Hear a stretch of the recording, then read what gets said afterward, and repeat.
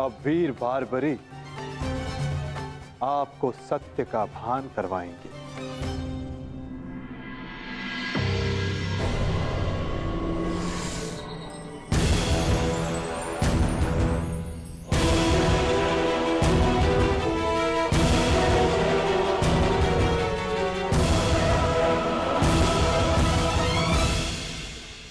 अब आपके समक्ष वीर बारबरीक है गांधार पुत्री,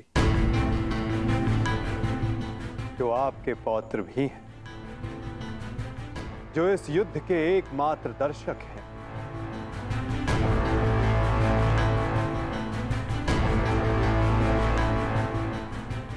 वो बारबरी जिन्होंने अपना शीश दान किया और अमर हो गए।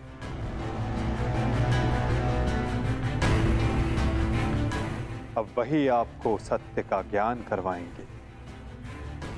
वीर बारबरीक की दृष्टि से इस महाभारत का कोई भी बल और छल अनदेखा नहीं रहा है माता। अब बारबरीक आपको सत्य बताएंगे। पुत्र बर्बरिक, तुम स्वयं बताओ, क्या वासुदेव ने छल से मेरे पुत्रों का वध नहीं करवाया है? यदि तुमने इस युद्ध का एक एक क्षण निष्पक्ष होकर देखा है, तो बताओ, कौरव वंश के वट वृक्ष महामहिम भीष्म, जिन्हें इच्छा मृत्यु का वरदान था, क्या वासुदेव ने उन्हें अपने छल से धराशाही नहीं करवाया है? क्या वासुदेव ने द्रोण पुत्र अश्वत्थामा की मृत्यु का छल रचकर आचार्य द्रोण का वध नहीं करवाया है? क्या मेरे पुत्र दुर्योधन की रक्षा कर रहे उसके मित्र कर्ण को छल से नहीं मरवाया है वासुदेव ने? पुत्र दुर्योधन पर युद्ध के नियमों के विरुद्ध जाकर प्रहार किया गया, क्या वो वासुदेव का छल नहीं था? मेरे समस्त 100 पुत्रों के वध का कारण केवल वासुदेव है। क्या ये भी सत्य नहीं है बारबरिक?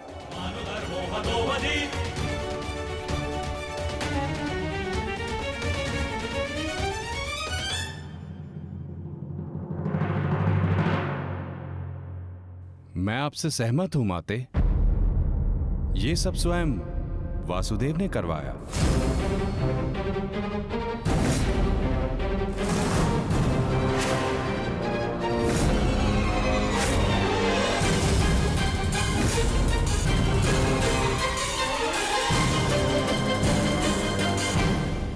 परंतु माते, आप किन 100 पुत्रों की बात कर रही हैं?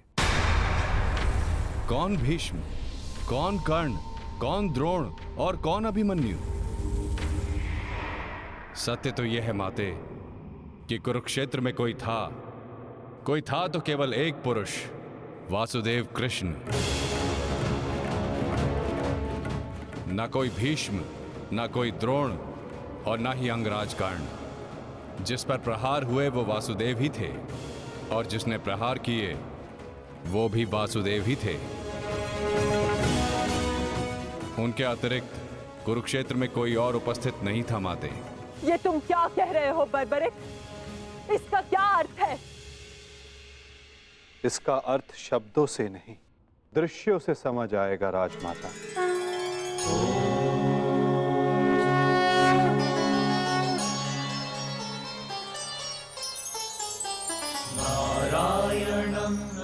इस युद्ध के प्रारंभ से अंत तक हर प्रहार मैंने की और हर प्रहार मैंने ही सहा।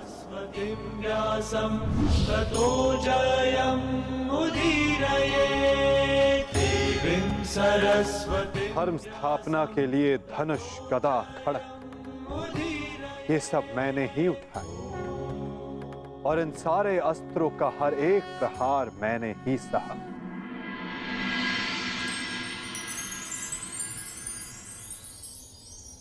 बाण चलाने वाला मैं ही था। पितामह!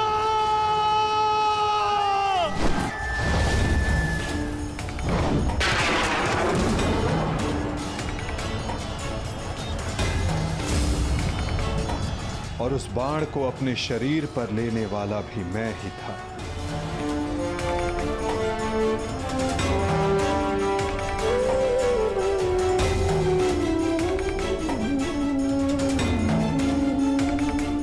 महामहिम भीष्म के रूप में भी मैं ही था और अर्जुन के रूप में भी मैं ही था। और सरशैया पर लेटने वाला भी मैं ही था। अभिमन्यु बनकर चक्रव्यूह मैंने ही तोड़ा।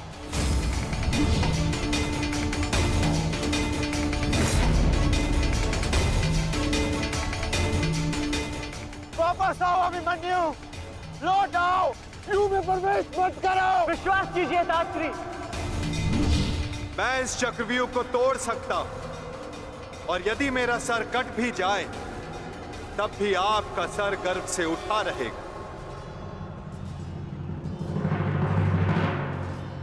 और उस दिन मुझे ही घेर कर मारा गया।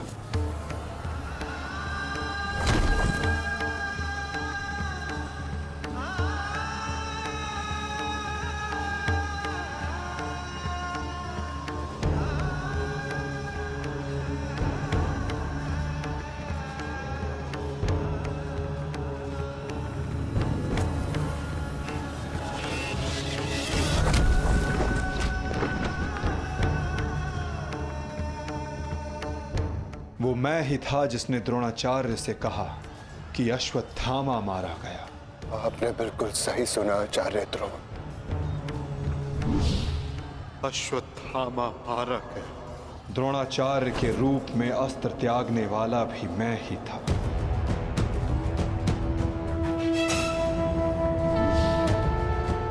परंतु वो एक मनुष्य नहीं, एक हाथी था।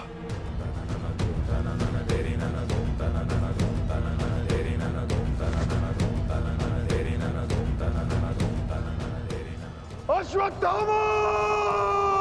और धृष्टद्युम्न बनकर मैंने ही स्वयं पर प्रहार किया।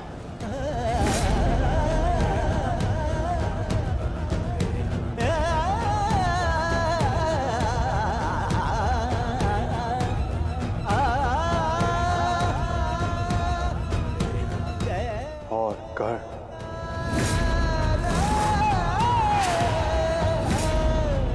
कर्ण के रूप में मैंने ही अपना कवच अपने शरीर से अलग किया।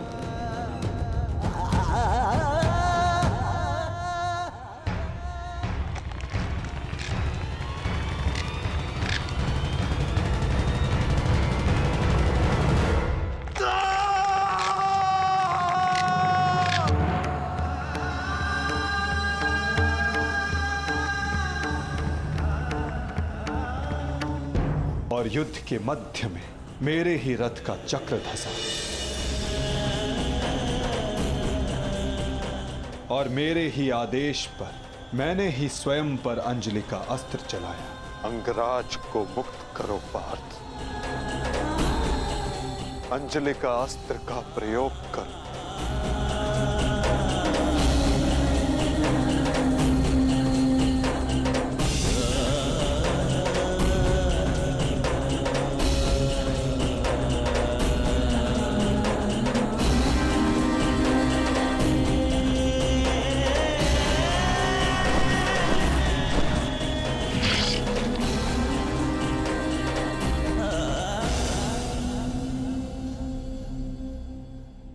दुर्योधन के रूप में मेरी ही जंघा पर प्रहार करके मेरा ही अंत किया गया।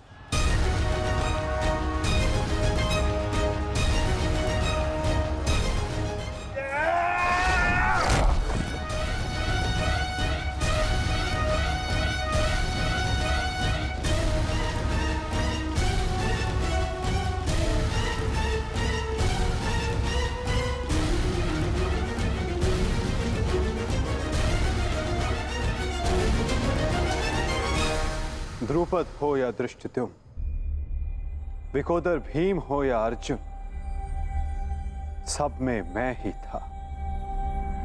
मैं ही विजयी हुआ और मैं ही पराजित हुआ।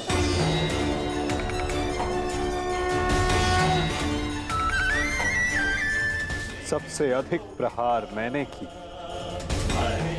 सबसे अधिक घाव मैंने ही खाया।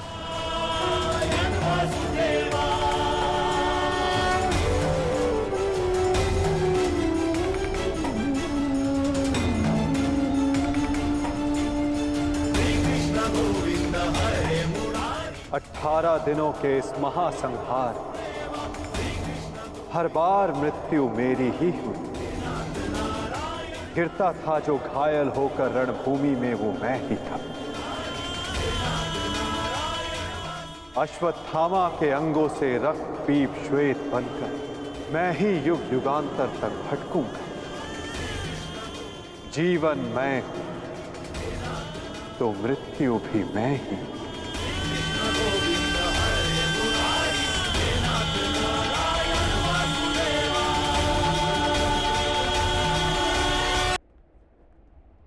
श्राप तुम्हारा स्वीकार है माते।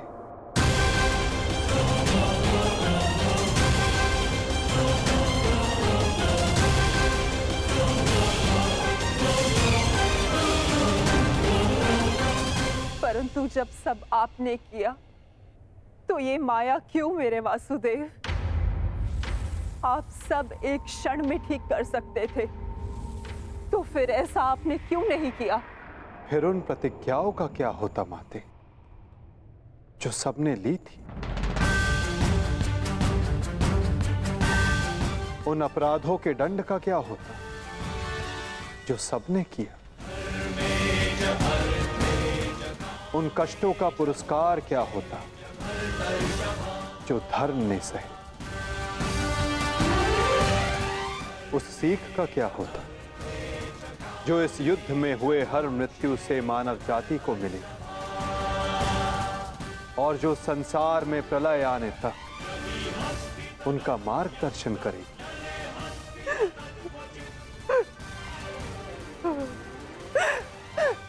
मुझे क्षमा कर दीजिए वासुदेव। मेरा श्राप वापस नहीं लिया जा सकता, परंतु क्षमा अवश्य मांगी जा सकती है वासुदेव। अपने पुत्र मोह में खोकर मैं उचित और अनुचित का भेद भूल गई थी। मुझे क्षमा कर दीजिए केशव कि उस हो रहे अधर्म के विरुद्ध ये गांधारी अपने स्वर ना उठा पाए। क्षमा कर दीजिए।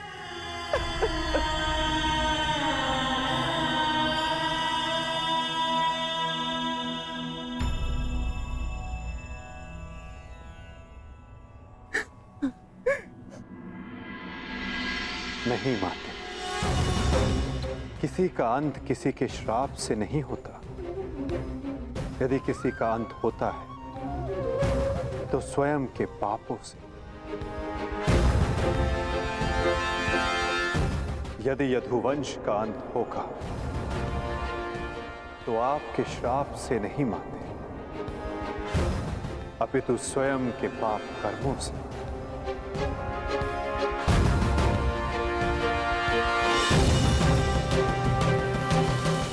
जब जब समाज में अपराध बढ़ेगा, एक महाभारत सामने आएगी।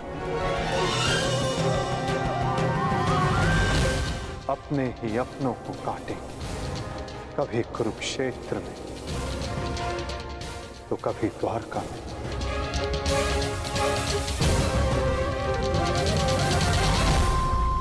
माते, यदि आप कुछ करना चाहती हैं तो अपने मन के इस प्रतिशोध की अग्नि को शांत कीजिए और पांडवों को आशीष दीजिए। युधिष्ठिर का राज्य अभिषेक करवाइए और धर्म स्थापना में आपका ये योगदान और आपका आशीष आवश्यक है माते।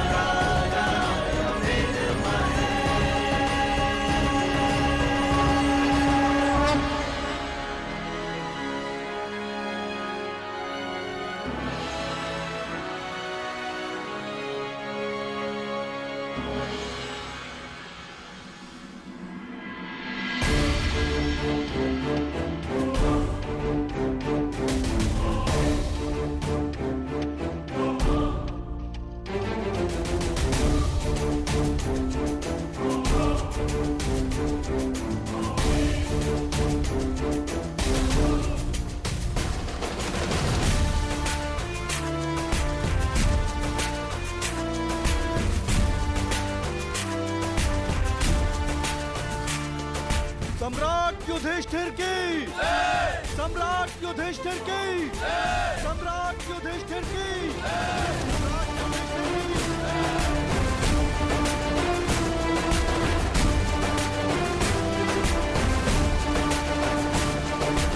धर्मराज,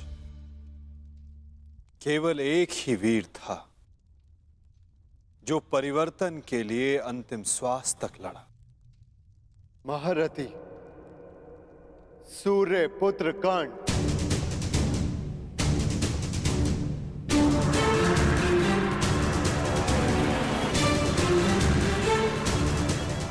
सदैव अपने ज्येष्ठ के परिवर्तन के स्वप्न का आदर और सम्मान करना धर्मराज।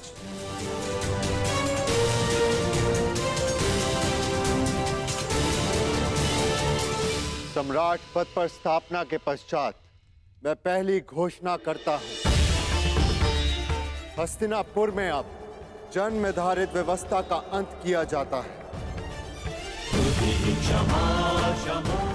वर्ण व्यवस्था रहेगी, परंतु वो कर्म के आधार पर आधारित होगी।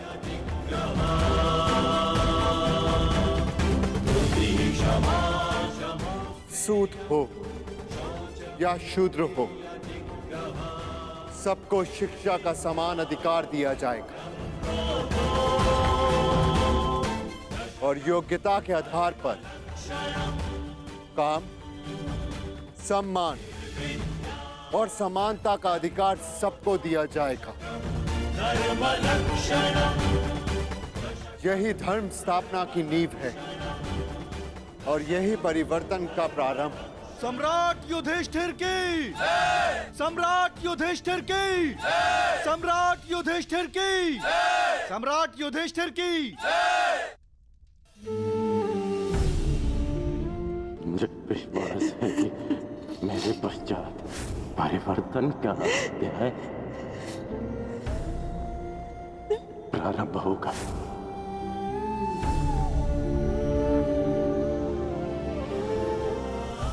देख रहे हो राधे, तुम्हारे मन चाहे परिवर्तन का प्रारंभ हो चुका है। महाभारत के इस महायुद्ध में 18 अश्वनी सेना और बहुत से महारथियों ने अपने प्राणों का त्याग किया है। मैं उन वीरों के परिवारों को नमन करता हूं।